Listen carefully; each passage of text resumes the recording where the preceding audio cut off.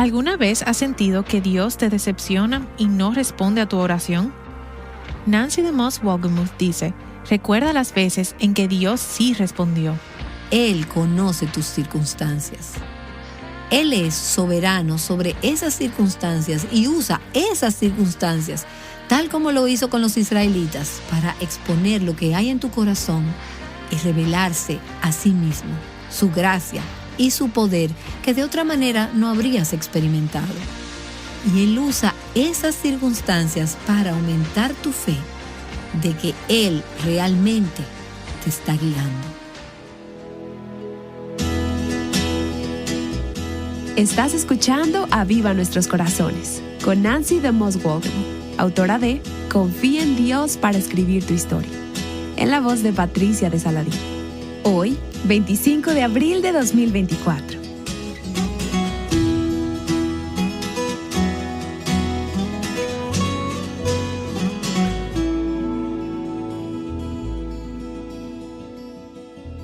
Bueno, en esta corta serie estamos analizando el tema del agua, los propósitos de Dios y el pueblo de Dios en el libro de Éxodo.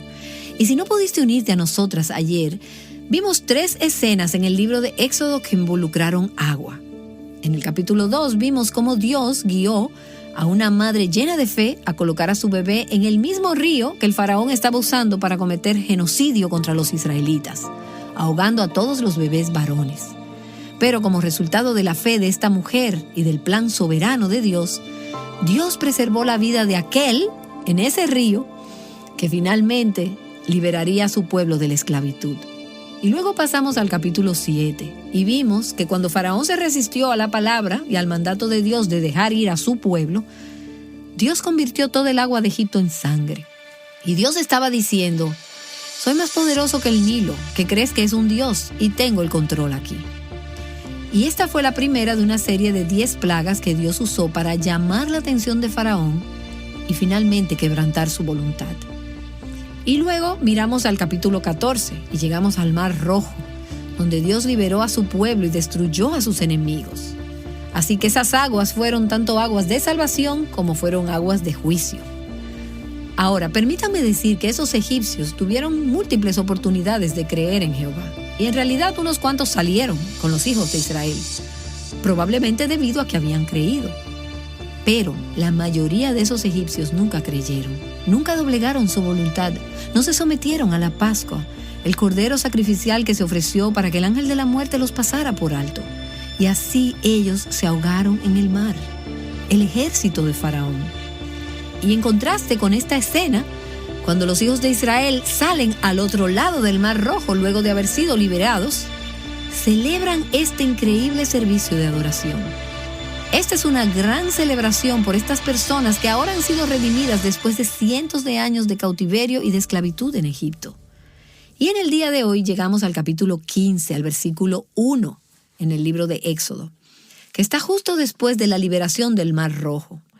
Y aquí está el contenido, la descripción de este servicio de alabanza y adoración que mencioné anteriormente. En el versículo 1 de Éxodo 15 dice, entonces Moisés y los hijos de Israel cantaron este cántico al Señor y dijeron, y aquí están las letras de esta canción, de este cántico, canto al Señor porque ha triunfado gloriosamente, al caballo y a su jinete ha arrojado al mar.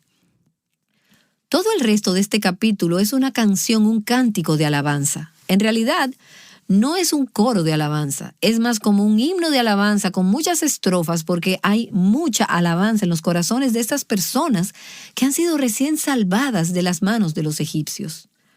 Y luego llegamos al final de este capítulo y dice, y Miriam, la profetisa, hermana de Aarón, y ellos ambos eran hermanos de Moisés, tomó en su mano el pandero. Y todas las mujeres salieron tras ella con panderos y danza. Y Miriam les respondía, cantad al Señor porque ha triunfado gloriosamente. Al caballo y a su jinete ha arrojado al mar. Y tú piensas, wow, pero qué servicio de adoración. Esto es lo máximo. Este es un gran tiempo, un gran servicio. Lo que quiero decir es, ¿qué podría ser duro, difícil o desafiante después de esto? Solo vamos a ir a casa y vamos a disfrutar de este servicio de adoración para siempre. Bueno, la siguiente oración es más como la vida real. Versículo 22 de Éxodo 15. Y aquí veremos algunas otras escenas del agua, el pueblo de Dios y los propósitos de Dios en el libro de Éxodo. Éxodo 15, 22. Moisés hizo partir a Israel del Mar Rojo y salieron. ¿A dónde salieron? Hacia el desierto. Al desierto. Ahora, el desierto es otro tema que va a ocupar un lugar destacado en el libro de Éxodo, también en el libro de Números, en el libro de Deuteronomio, en la experiencia del Antiguo Testamento y también en el Nuevo Testamento, la experiencia de Cristo, nuestro Salvador, que salió al desierto para ser tentado por el diablo. Pero el desierto para el pueblo de Dios es un viaje. No es una experiencia de un momento, es una temporada, un tiempo de prueba. Pero también va a ser un tiempo de preparación. Y preguntarás, ¿preparación para qué? Bueno, para llegar finalmente a casa, al hogar, a la tierra prometida, a ese hogar, a ese lugar de descanso, a ese destino final que Dios tiene en mente para su pueblo. Y todo esto no es solo simbólico, fue literalmente cierto. Este desierto fue un campo de entrenamiento para los israelitas, pero para nosotras son imágenes de nuestras vidas y de nuestra experiencia. Así que tenemos estas grandes experiencias de liberación. Y ves la mano de Dios librándote de las pruebas, las dificultades y la esclavitud. Y luego cantas y celebras y adoras y alabas al Señor. Tocas tus panderos o lo que sea que toques en tu iglesia y luego la siguiente oración, el siguiente momento, la próxima hora, el día, la semana, la temporada y te encuentras de camino a un desierto. Y tú que pensaste que ibas directamente desde el Mar Rojo a la tierra prometida. La tierra prometida está a millas, a años de distancia. Aún no estás allí.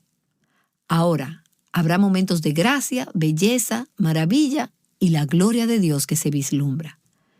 Pero incluso, una vez llegaron a la tierra prometida 40 años después, eso fue solo un anticipo de la tierra prometida que nos espera al final de este viaje terrenal a la presencia de Dios. Para eso vivimos. Eso es lo que anhelamos. Pero mientras tanto, el desierto es parte de nuestro viaje. No es la única parte de nuestro viaje. Y en el desierto aprendemos que los caminos de Dios y nuestros corazones y nuestras vidas son preparados para llegar a nuestro destino final, a la tierra prometida. Entonces dice ahí en Éxodo 15 que anduvieron 3 días en el desierto y no encontraron agua. Ahora, según entiendo, esto significa que acababan de pasar por el Mar Rojo y ahora, durante los próximos 3 días, no tienen agua. No pueden encontrar agua. Y recuerda, como dijimos en la última sesión, que probablemente había 2 o 3 millones de judíos en esta caravana que acaba de salir de Egipto. Estos eran el pueblo de Dios. Y pensarías que Dios proporcionaría agua para su pueblo. ¿O no es así? Quiero decir, el agua es bastante básica. Eso no es pedir mucho. Pero Dios sabe lo que su pueblo necesita, cuándo lo necesita y cómo llevarlos al lugar donde confíen en Él para todo lo que necesitan. No había agua. Y volveremos a eso. Pero el versículo 23 dice, no encontraron agua. Cuando llegaron a Mara, no pudieron beber las aguas de Mara porque eran amargas. Por tanto, al lugar le pusieron el nombre de Mara. Y murmuró el pueblo contra Moisés diciendo, ¿qué beberemos? Bueno, y vamos a desarrollar todo esto. Vemos que la celebración, al otro lado del Mar Rojo, se convierte en consternación y la adoración se convierte rápidamente en quejas. ¿Y alguna vez has estado ahí? ¿Es esa como tu historia? Porque esa es mi historia a veces. Y nos recuerda que las victorias más dulces a menudo son seguidas por pruebas severas. Los hijos de Israel habían experimentado la liberación de Dios y su salvación de una manera asombrosa que les contarían a sus hijos, y ellos a su vez se lo contarían a sus hijos, y ellos se lo contarían a sus hijos, y esos otros se lo contarían a sus hijos. Y alguien nos diría a nosotros, todo esto sucedió en el Mar Rojo y fue increíble. Esa asombrosa liberación no eximió al pueblo de Dios de futuras pruebas y dificultades. En tan solo 3 días se vieron amenazados con morir de sed por falta de agua. Y algunas veces nuestras mayores pruebas le siguen los pasos de cerca a las victorias más sorprendentes. Y en esos momentos, cuando nuestras circunstancias cambian y parece que Dios no está prestando atención o no está interviniendo, la pregunta es, ¿elegiremos seguir creyendo lo que hemos visto y experimentado de Dios en los momentos en que Él interviene milagrosamente? ¿Tomaremos lo que hemos visto de Dios en esos momentos de intervención divina, esos momentos de salvación, esos momentos de celebración, y seguiremos creyendo que Él es el mismo Dios cuando cambian las circunstancias y no parece que esté haciendo algo al respecto? Ahora, permíteme darte un paréntesis de 2 o 3 minutos aquí en este pasaje porque es otra lección. Y no tiene que ver con el agua directamente, pero quiero señalarlo porque creo que es importante para nosotras mientras vivimos esta vida hacia la tierra prometida. Y es que Dios mantiene a su pueblo en movimiento. Cuando llegues al libro de Números, si lo deseas puedes ir allí, a Números capítulo 33, o simplemente puedes escuchar mientras yo leo. El libro de Números, en el capítulo 33, hay un largo recuento del viaje de Israel. Permíteme leerte algunos párrafos de esta versión, un repaso, empezando en el versículo 1. Números 33. Estas son las jornadas de los hijos de Israel, que salieron de la tierra de Egipto por sus ejércitos, bajo la dirección de Moisés y Aarón. Y Moisés anotó los puntos de partida según sus jornadas, por el mandamiento del Señor, y estas son sus jornadas conforme a sus puntos de partida. Esto es como llevar un diario del viaje. Si vas en un viaje largo, tengo algunos amigos que están en un viaje por Europa en este momento y usando Instagram y están manteniendo un diario. Ellos dicen, aquí es donde estábamos ayer, aquí es donde nos encontramos hoy y aquí es donde iremos mañana. Pues esto que tenemos ahora en Números 33 es un registro de un viaje pre-Instagram. El mes primero partieron de Ramsés, que está en Egipto, el día 15 del mes primero, el día después de la Pascua.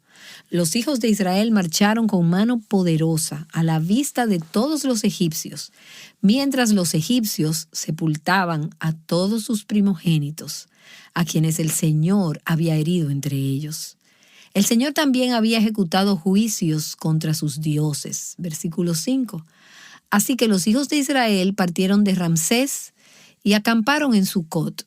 Partieron de Sucot y acamparon en Etam, que está en el extremo del desierto. Partieron de Etam, se volvieron a Pi-Hairot, frente a Baal-Zephón, y acamparon delante de Migdol.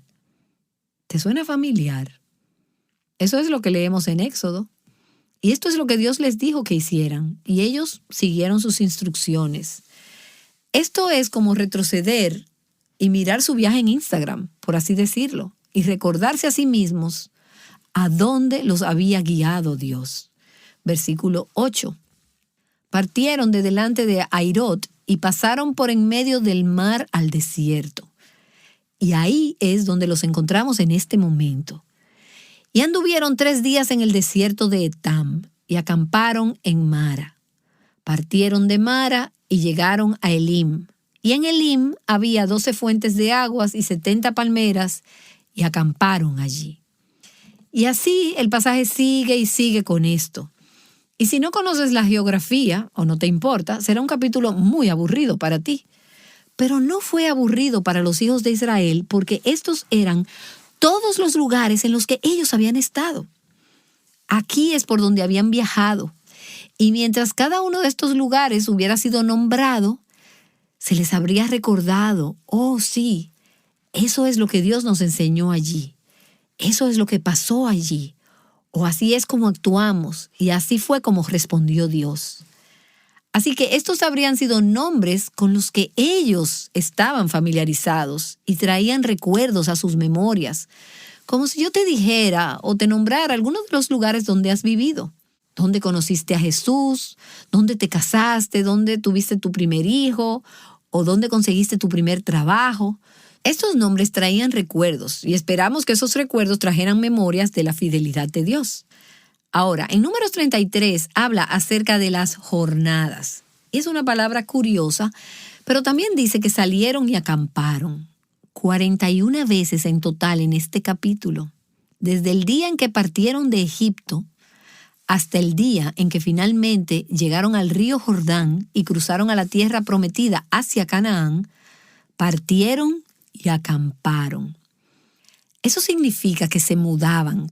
Los 2 o 3 millones de judíos, 41 veces en el espacio de unos 40 años. Hicieron esto una y otra vez. Y no era solo una persona o una familia mudándose. Era toda la nación de Israel.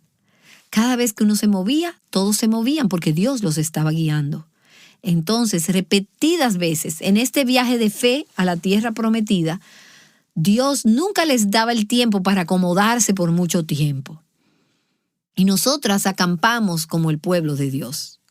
Ahora, no sé tú, pero yo no soy muy campista y no me gustan las mudanzas.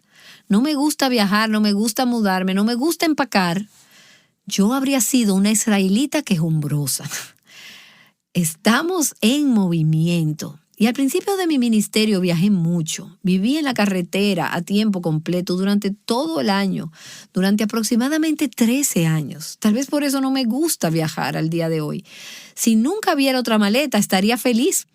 Y a veces Dios nos mantiene en un lugar geográficamente. Pero aún más importante, en una época de la vida, a veces Él nos mantiene allí durante meses o años. Pero siempre hay otro movimiento, otro lugar, otra etapa a la que Él quiere llevarnos. Queremos establecernos, nosotras queremos mantener las cosas iguales. A algunas de ustedes les encantan los bebés y quieren que esos bebés se queden así como bebés y que no crezcan. Pero esos bebés se convierten en niños pequeños y luego esos niños pequeños se convierten en niños en edad escolar y luego se convierten en adolescentes y crecen y se casan y tienen hijos. Algunas de esas etapas son etapas dulces, pero algunas de esas etapas tienen momentos difíciles. Y tú no puedes controlar si será dulce o será difícil. No es así. Queremos hacer nido, queremos establecernos, queremos echar raíces. Pero Dios dice, no, aún no.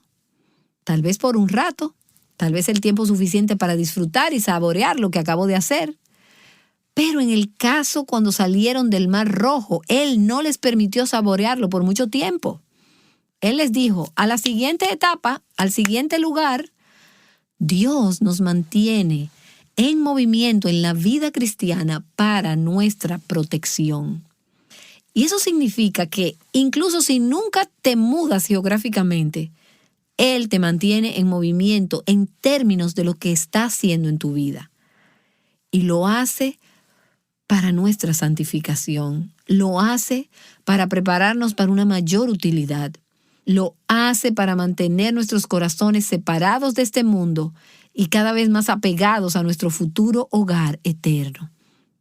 Él nos mantiene en movimiento para que podamos ver su gloria en lugares donde nunca la hemos visto antes. Pero volvamos a Éxodo capítulo 15, al versículo 22. Dice, Moisés hizo partir a Israel del Mar Rojo y salieron hacia el desierto de Shur. Y anduvieron 3 días en el desierto y no encontraron agua. Ahora, habían estado en el Mar Rojo solo 3 días antes, donde había mucha agua, digamos toneladas de agua, galones de agua, billones de galones de agua. Y en esa situación Dios había demostrado ser soberano sobre el agua. Él podía enviar mucha y Él podía secar la tierra para que pudieran cruzar y estar a salvo. Pero ahora entran en este desierto durante 3 días y no hay agua. Y hablando de los extremos, ahora están en este desierto de arena caliente y se enfrentan a una emergencia grave y potencialmente mortal. Y están indefensos. El agua es bastante importante, no puedes vivir sin ella. Y no estamos hablando de lujos aquí, como hemos dicho. El tiempo máximo que puede pasar el cuerpo humano sin agua en el desierto, según me han dicho, es de aproximadamente 3 días. Y ahí justo es donde estaban, la marca de 3 días. Y me imagino que no fueron solo ellos. Eran también sus animales, su ganado. Toda la vida estaba amenazada. Ahora, ¿cómo llegaron a este lugar desesperado? Bueno, la respuesta es: Dios los guió allí. Dios los guió allí. Y leemos esto en Éxodo 13.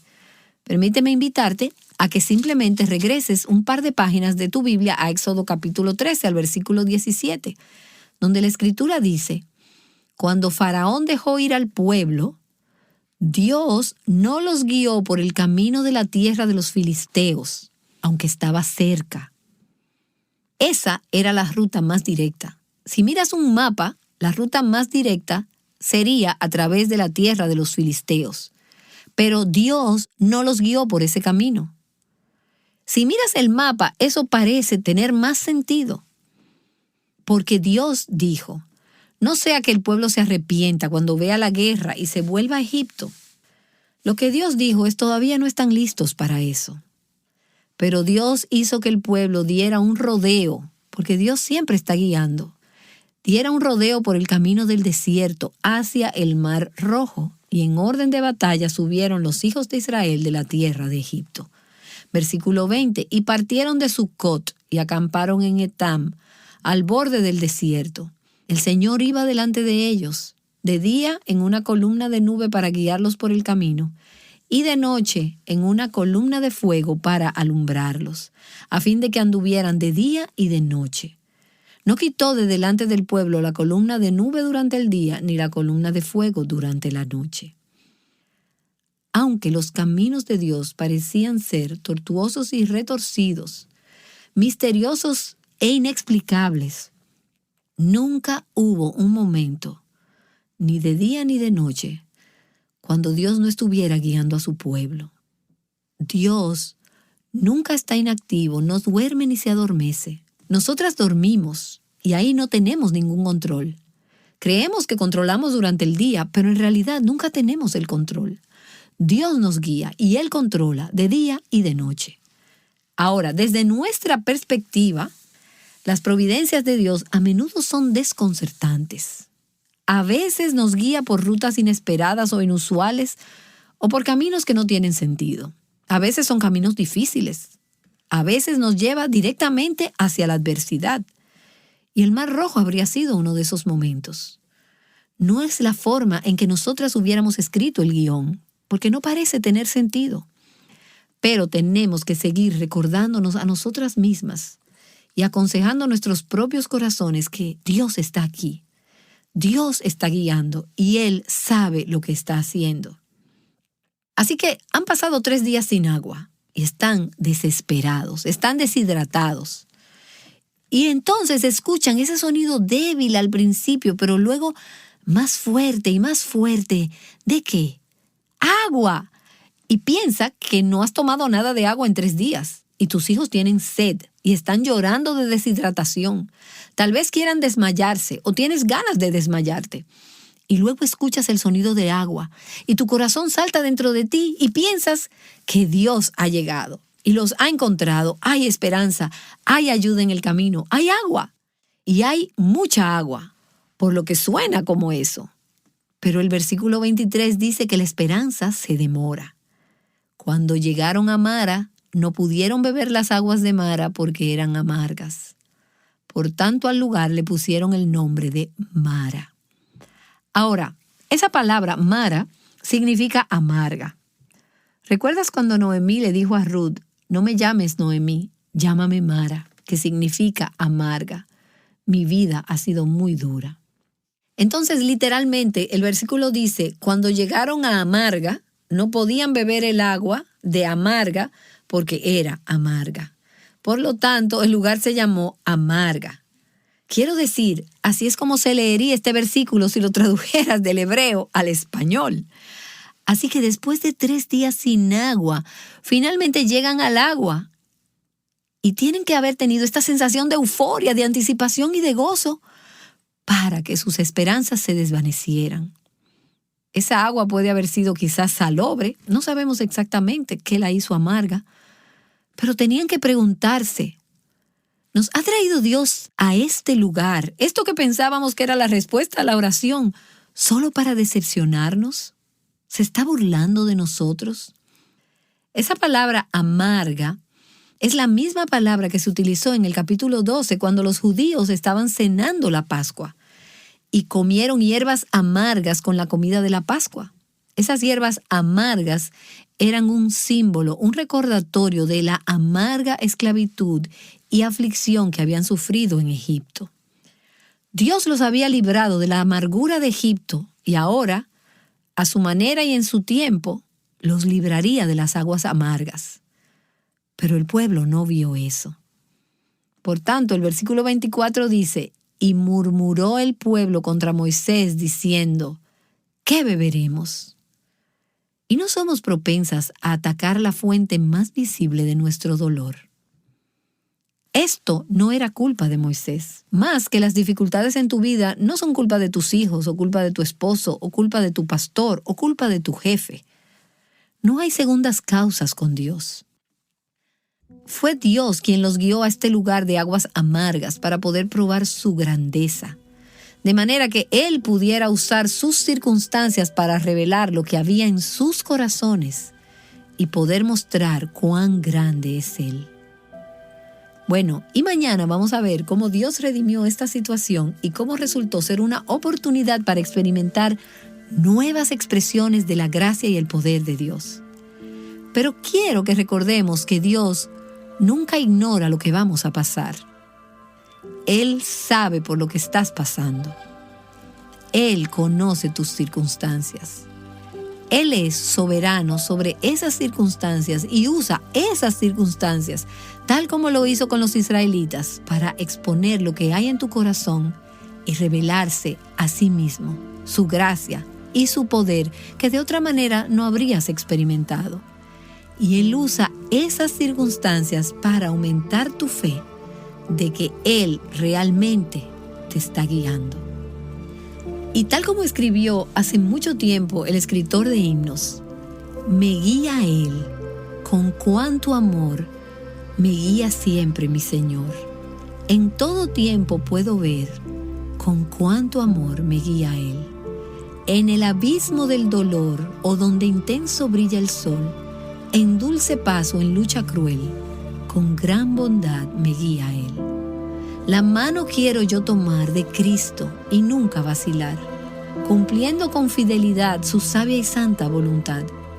Y la carrera terminar, el alba eterna al vislumbrar, no habrá ni dudas ni temor, pues me guiará mi buen pastor. Me guía Él, con cuánto amor me guía Él. No abrigo dudas ni temor, pues me conduce el buen pastor.